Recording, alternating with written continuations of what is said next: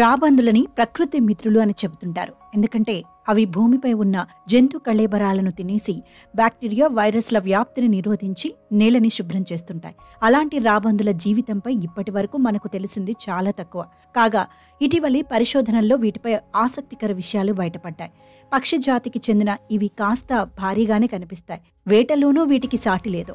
రాబందులు సామాజిక పక్షులు. పెద్ద మందలలో గూడు కట్టడం, ఆహారం కోసం వేట సాగిస్తాయి. ఎక్కువ సమయం ఎగురుతూ రెక్కలు పట్టుకుని గ్లైడింగ్ చేస్తుంటాయి. ఇవి చాలా ఎత్తులో ఎగురుతాయి. ఈ రాబందులు కేవలం కంటి చూపు ద్వారా మాత్రమే ఆహారాన్ని కనుగొంటాయి. ఈ పక్షులు తమ ఆహారం కోసం కష్టపడుతున్నప్పుడు ఇతర రాబందులతో తగాదాలు సర్వసాధారణం. అవి తమ ప్రత్యర్థిపై బుసలు కొట్టడం, గుసగుసలాడుకోవడం, కబుర్లు చెప్పడం వంటి వాటి కారణంగా వీటి మెడలు ముదురు ఎరుపు రంగులోకి మారుతాయి. రాబందులు సాధారణంగా మిగతా వాటితో పోలిస్తే మౌనంగా ఉంటాయి. ఎందుకంటే వాటికి సిరింగ్స్ లేదు. కాబట్టి అవి కేవలం ఈలలు, కేకలు మాత్రమే వేయగలవు. రాబందుల సమూహాన్ని కమిటీ లేదా ఓల్ట్ అంటారు. కుళ్ళిపోయిన ఆహారం తిన్న రాబందులకు ఏమీ కాదు. ఎందుకంటే అవి దాదాపు 0 pH ఆమ్లాలను కలిగి ఉంటాయి. ఈ ఆమ్లాల వల్ల అవి వ్యాధికారక క్రిములను అడ్డుకుంటాయి. ఆకాశంలో ఇవి ఎగిరే విషయంలో చాలా తక్కువ శక్తిని ఖర్చు చేస్తూ చాలా దూరం ప్రయాణించడానికి వీలు కలిగి ఉంటాయి. అయితే ఈ పక్షులు శరీరం నుంచి అధిక వేడిని విడుదల చేస్తాయి. అందువల్ల అవి చల్లగా ఉండటానికి తమ కాళ్ళు, పాదాలపై మూత్ర విసర్జన చేస్తాయి. ఇది బ్యాక్టీరియాను కూడా చంపుతుంది. రాబందులు ఇతర వేటాడే పక్షి కంటే కొంగలతో చాలా దగ్గరి సంబంధం కలిగి ఉంటాయి.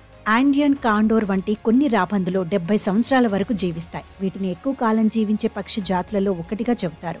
అంటార్కిటికా మినహా ప్రతి ఖండంలో రాబందులు కనిపిస్తాయి. ఎడార్ల నుంచి అడవుల వరకు వివిధ రకాల ఆవాసాలలో సంచరిస్తాయి. ప్రకృతి మిత్రులుగా చెప్పుకునే రాబందుల మనుగడ మాత్రం పెను ప్రమాదంలో ఉంది.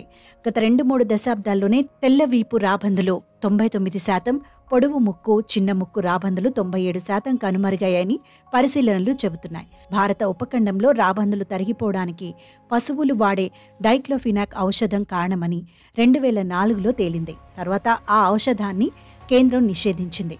డైక్లోఫినాక్కు ప్రత్యామ్నాయంగా పశువులకు ఉపయోగిస్తున్న పలు ఔషధాలు రాబందులకు ప్రమాదకరమని గుర్తించి వాటిని కేంద్రం నిషేధిత జాబితాలో చేర్చింది.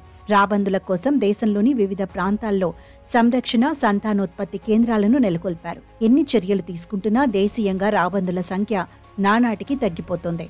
సంవత్సరానికి ఒకే ఒక గుడ్డు పెట్టే తక్కువ ప్రత్యుత్పత్తి సామర్థ్యం, పరిపక్వత దశకు చేరడానికి ఎక్కువ సమయం తీసుకోవడం వంటివి రాబందుల సంఖ్య పెరుగుదలకు అవరోధంగా నిలుస్తున్నాయి.